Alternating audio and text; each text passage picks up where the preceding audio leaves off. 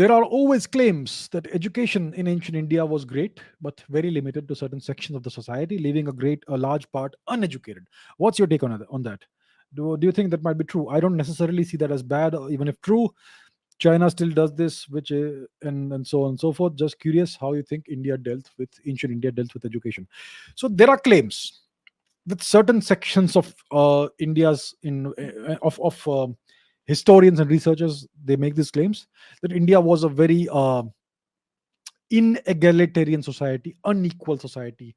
You had this caste system in India. Arey bhai, caste system, casteism, Brahminical society, Brahminical patriarchy, Brahminical domination, and the evil Brahminical religion, which only gave education to the Brahmins and maybe the Kshatriyas, and everybody else was denied education. Even women were treated horribly in India because India is a terrifyingly patriarchal society, right? So that's what these people claim, and that's what we are taught in our education system. We are taught all of these things as if they were facts. But on what basis do they make these claims?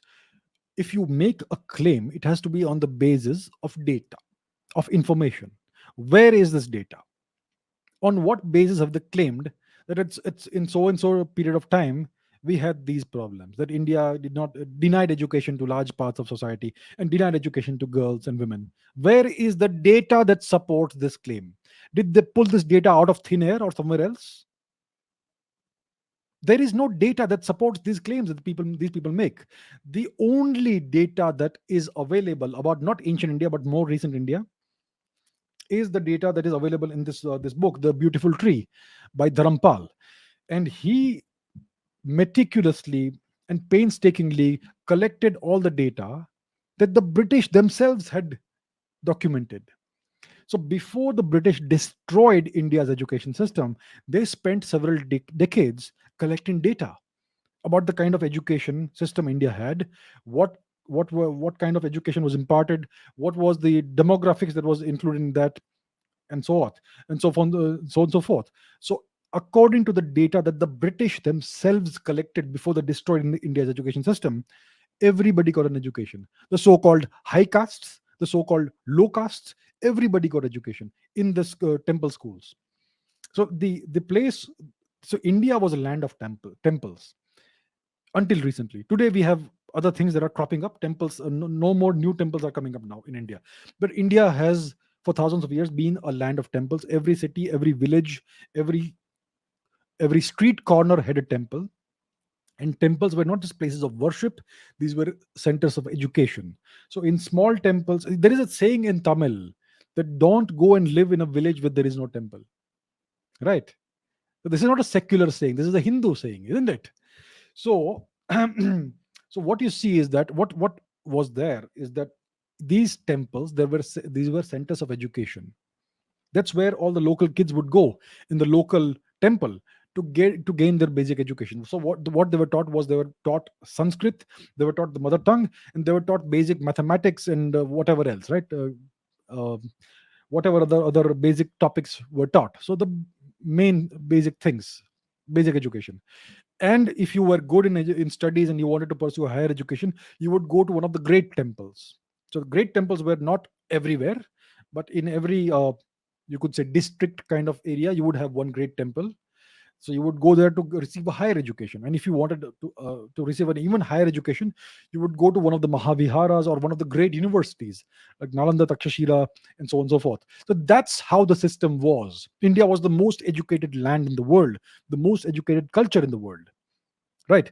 So according to the statistics the British collected, in which Dharampal has presented, everybody got an education. The so-called high caste, the so-called low castes, boys, girls, everybody got an education. Go buy the book and read it.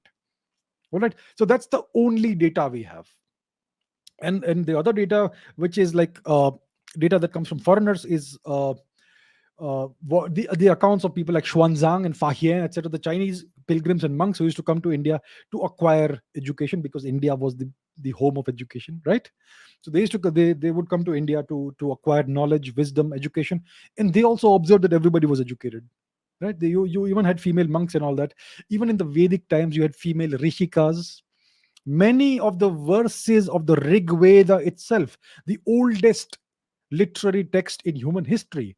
Many of the verses of the Rig Veda have been composed by females, by ladies. The Rig Veda is the holiest book in what we now call Hinduism.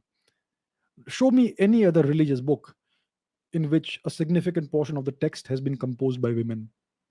So all of these claims that these so-called scholars and historians make, these are outright lies and fabrications. So fabrications. Show me the basis on which they make these claims. These are merely opinions. And what they do is this: one person puts forth an opinion without any basis, without any factual basis. Then 15 other people, and this person puts forth the opinion in the form of a paper, a research paper. That paper is published in some journal, even though there is no factual basis to the claim, but they publish it anyway. Then 15 other so-called scholars will cite that paper, that research paper, and write new articles, which all make the same claim. Again, repeat the same claim. So now we have 15 or 16 papers which make the same false claim.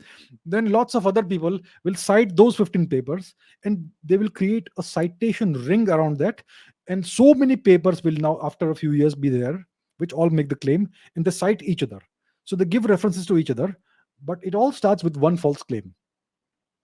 And that's how these narratives are constructed in academia. So academia is rotten. Whether it is the West, whether it is in India, whether it's anywhere else, academia is rotten. The entire academic system in the world today is built upon the foundations of the Western system, the Western colonial system that was introduced in India in the 19th century. We still follow the same system today in the 21st century. The same old master's degree in English literature and all that nonsense which people have to go through. So these are all lies and fabrications. Please don't believe them, because there is no factual basis to these claims.